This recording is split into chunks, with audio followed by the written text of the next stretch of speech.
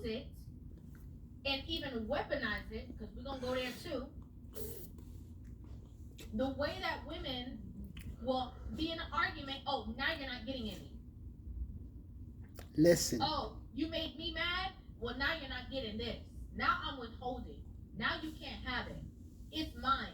Leave me alone. No, don't touch me because I belong to me and you can't have this because I'm angry. Women weaponize it. They run from it.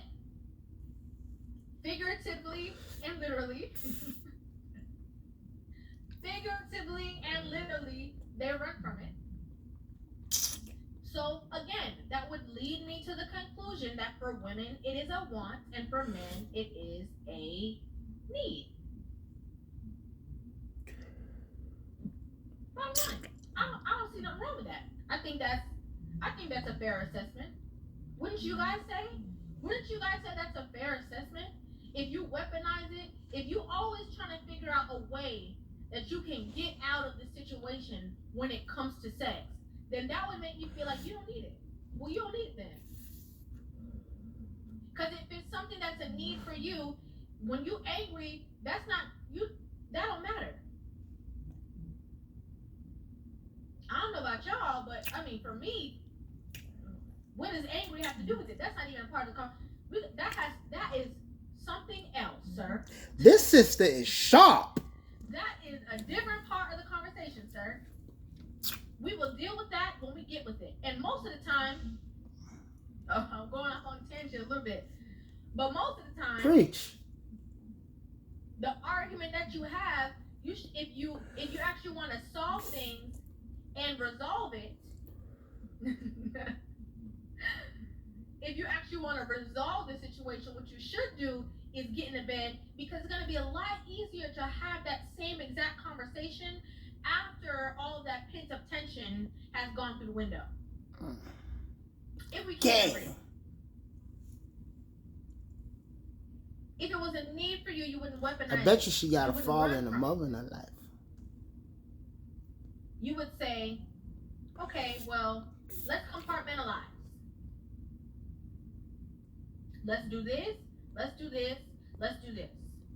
Okay, if we arguing, we're going to keep the argument on topic.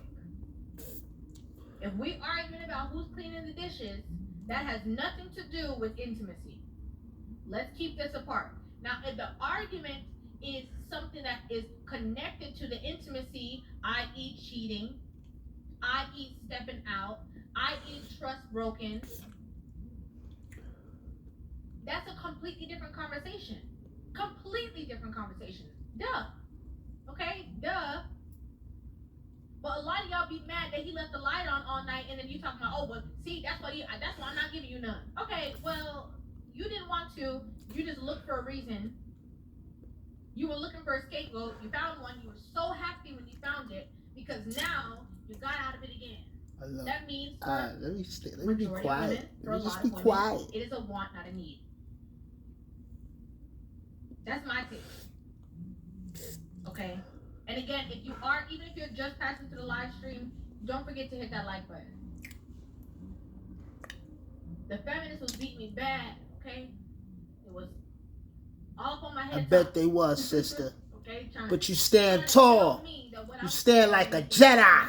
And you survive. Go ahead, sister. A lot of the women. Edward, look at you on your job.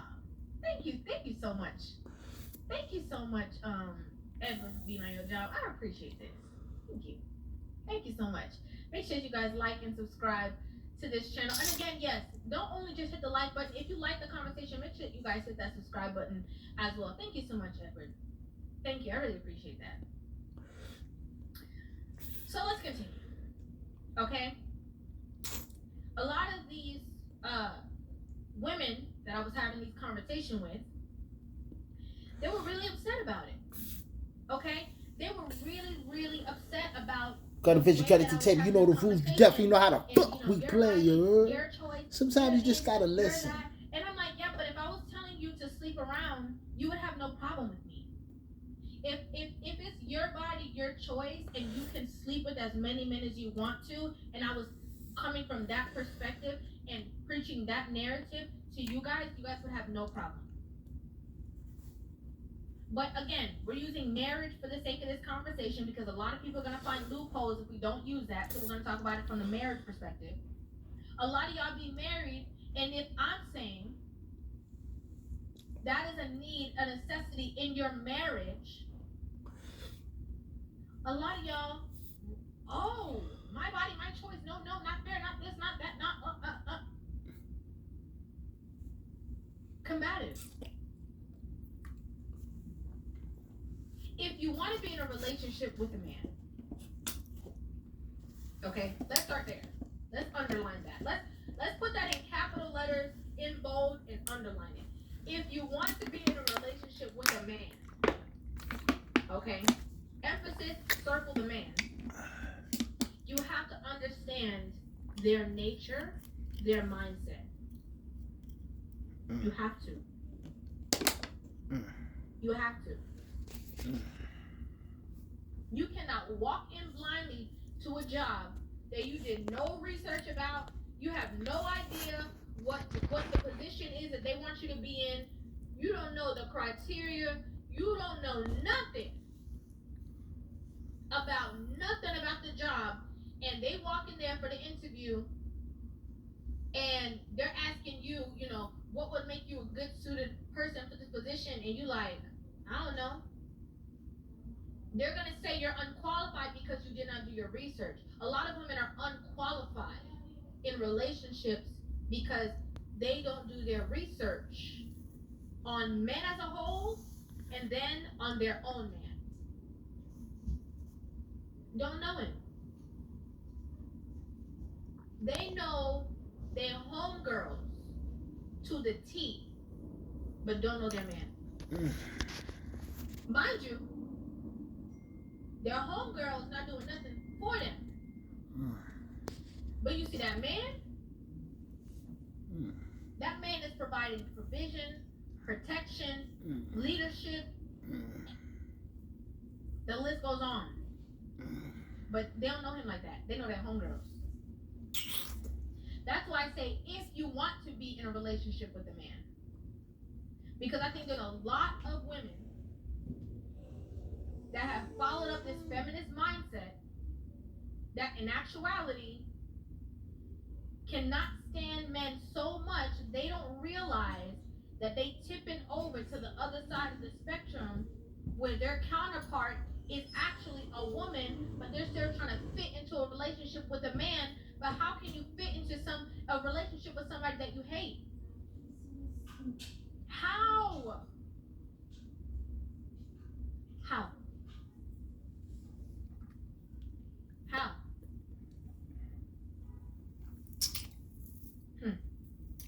You sound very intelligent. A lot of women try to put their mindset onto a man. A lot of women.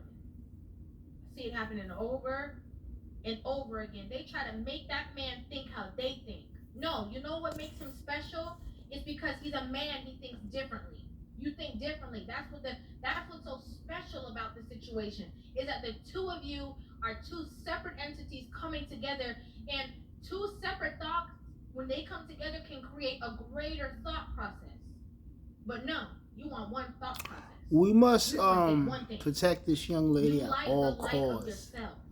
If any female you can't really like them in America want to bring harm y'all be talking about them, the way and danger to this young lady, which leads me to my next as a man, you shall spit in her face. Proceed on. A lot of women were like, oh, that's my feminist voice. Oh, the misogyny, the patriarchy.